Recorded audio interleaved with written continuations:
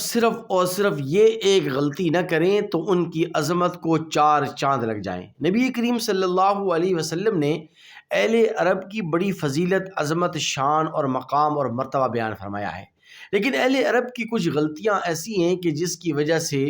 ان کی عظمت اور ان کی فضیلت تھوڑی سی دھندلا جاتی ہے جب وہ اس طرح کی حرکتیں کرتے ہیں۔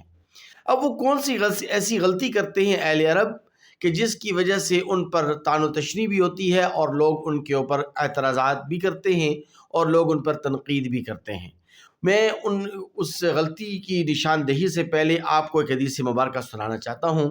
نبی کریم صلی اللہ علیہ وسلم نے فرمایا، یا اہل القرآن لا تتوسدوا القرآن،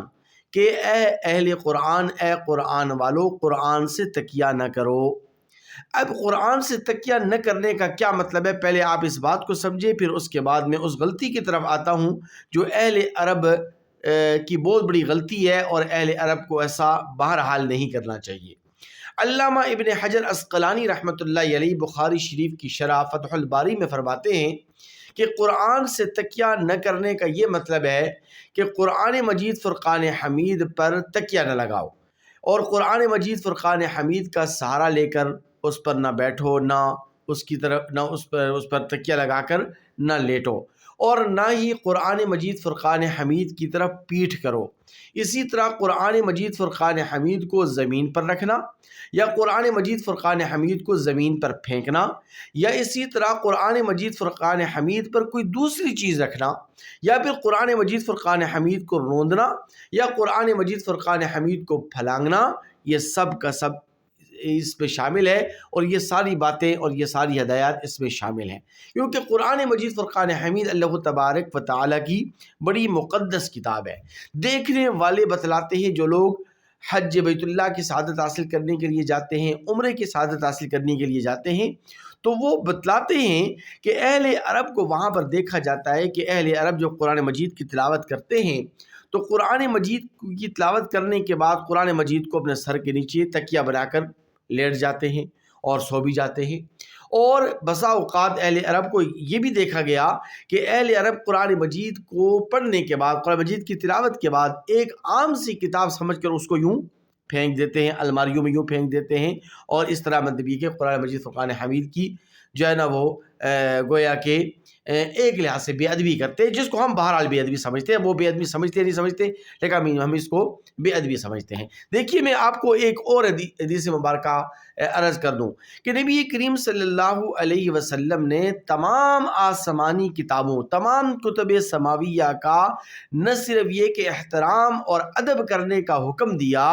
بلکہ آقا علیہ الصلوۃ والسلام نے خود عملی طور پر کتب سماویہ کا احترام کیا۔ ایک روایت ہے، ابو داود کے اندر یہ روایت موجود ہے، کتاب الحدود صفحہ نمبر 255 پر حضرت عبداللہ ابن عمر رضی اللہ تعالی عنہما فرماتے ہیں کہ نبی کریم صلی اللہ علیہ وسلم کی خدمت اقدس میں تورات لائی گئی۔ آقا علیہ الصلوۃ والسلام نے تورات کو اپنے ہاتھ میں لیا، اور جب رکھنے کی باری آئی اور تورات کو کسی جگہ پر رکھنے کا موقع آیا تو نبی کریم صلی اللہ علیہ وسلم نے تورات کو زمین پر نہیں رکھا، بلکہ آقا علیہ الصلوۃ والسلام نے ایک تکیہ منگوایا، اور تکیے کے اوپر نبی کریم صلی اللہ علیہ وسلم نے تورات کی کتاب کو رکھا۔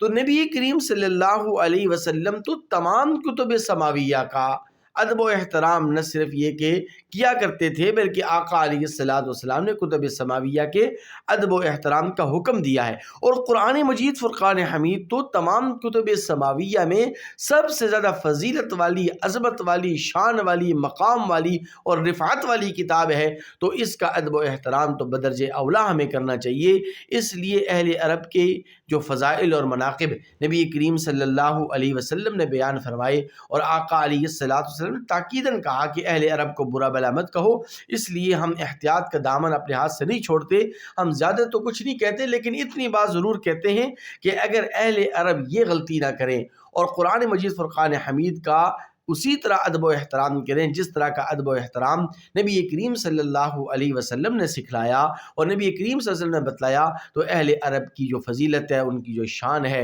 اور ان کا جو مقام اور مرتبہ ہے، اس کو 4 چاند لگ جائیں۔ اللہ تعالیٰ